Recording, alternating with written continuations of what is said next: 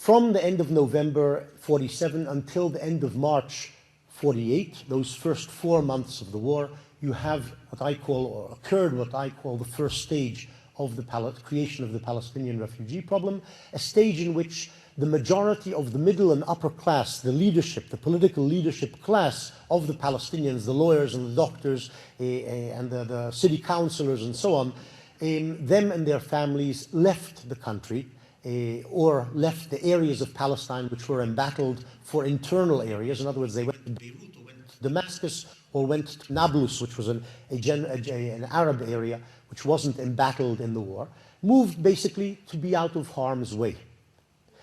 The problem with that was that the Palestinian population thus lost its leadership. And when the second stage of the war occurred, which began in April, and is paralleled by the second stage of the creation of the refugee problem from the beginning of April until, say, the end of June, in that stage, the masses in the towns and in the countryside of Palestinians were essentially leaderless. And when the Jews went over to the offensive at the beginning of the second stage of the war, beginning, as I say, in April 48, the Arab response, the mass Arab response, the popular response was simply to flee.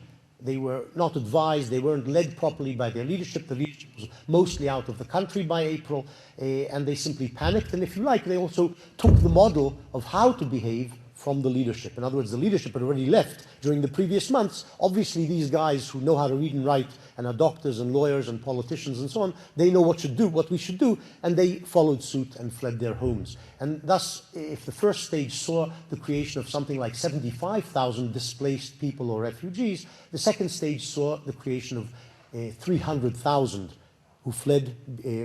The urban masses and much of the countryside fled from their homes during these months, April, May, June 48. The third stage was in July. There were 10 days of intense fighting in the middle of July, from the 8th, 9th of July until the 18th of July, traditionally called the 10 days in Israeli historiography. And there, during those 10 days, another 100,000 Arabs were displaced or fled from their homes. During that period occurred the major expulsion by Israeli troops of Arabs. Something like 50,000 Arabs were expelled from their homes in two towns, Lida and Ramle, into the West Bank in the course of the fighting. Stage one, which I talked about before, when the middle class, the upper class fled, there wasn't really a middle class. Middle and upper class were together. The middle was the upper class.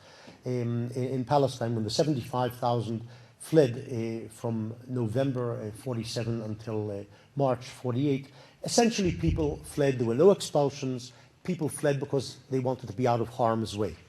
The stage two occurred, as I said, once the Jewish forces, meaning the Haganah essentially, but also the IZL and the Lehi, the right-wing dissident organizations, when they moved over to the attack, to the offensive, people essentially fled their homes under a rain of bullets and mortar shells, or because they feared they would be next to be hit by Jewish offensives and attacks.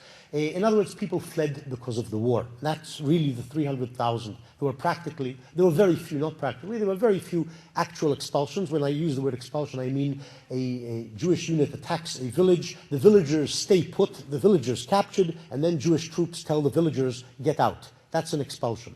If there's an attack on a village, which is also the site of a militia base, and the inhabitants, along with the militiamen, flee, that's not an expulsion, that's a flight as a result of war. And this is essentially what happened during the second stage from April until June. In July, as I say, there was a major expulsion and some other smaller expulsions, but there was also mass flight, as from, say, Nazareth in the north, when it was captured on the 15th, 16th of July.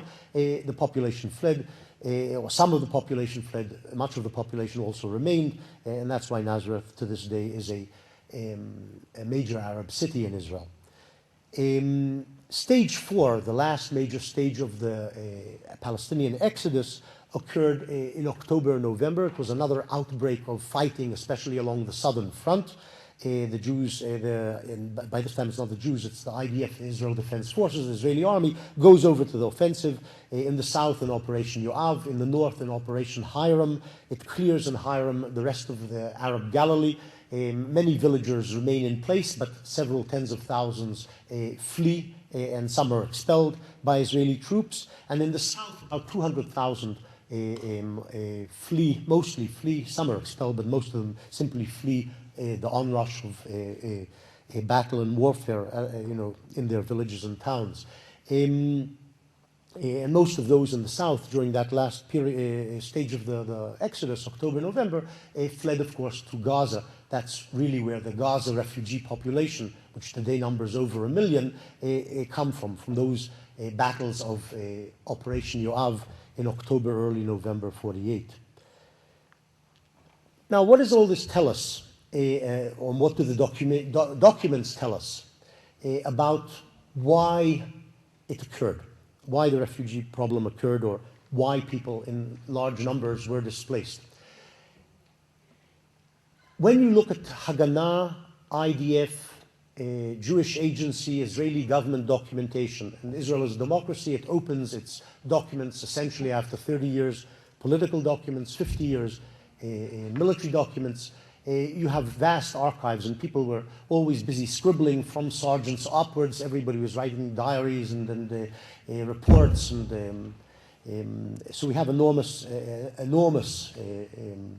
treasure house of documents in various Israeli archives, and we have, as I say, English, American, United Nations documentation, which is open. The Arab world's documents, of course, are all closed. Whatever they have, we don't know, because nobody can see it. They are dictatorships, one and all. They do not open their archives. But the documentation is fairly clear. There was no Haganah, Jewish agency, IDF, Israeli government policy of expelling the Arabs. No such policy was ever adopted by the heads of the military or by the various cabinet level forums before the creation of the state in May 48 or after the creation of the state. It was not discussed. As far as we know, we don't have, not all the meetings of the General Staff of the Haganah or the IDF are recorded, but apparently it wasn't discussed as a subject. It was never resolved as a policy to expel the Arabs. Indeed, down to the end of March 48, 4 months into the war, we do have directives from the heads of the Haganah to the units of the Haganah around the country not to expel Arab populations, except if there is an immediate military reason for it. But essentially the policy is a famous directive by Israel Galili, the number 2 man in the political leadership of the Haganah, from the 24th of March to all Haganah units, saying exactly that. Do not expel, treat the Arab population in our midst as the Zionist movement has always treated or intended to treat the Arab minority in the Jewish state with respect and so on and so forth. And this isn't a document which was sent to the United Nations or America or newspapers for propaganda. This was an internal military directive, top secret, of course. After the beginning of April, from the beginning of April onwards, things changed. That doesn't mean a policy of expulsion was adopted, it wasn't, but there was an atmosphere of transfer in the country. The Jews felt that their backs were to the walls, they were losing the battle along the roads, the battle for resupply of Jerusalem and other places. The British were about to leave. It was a month and a half before the British departure.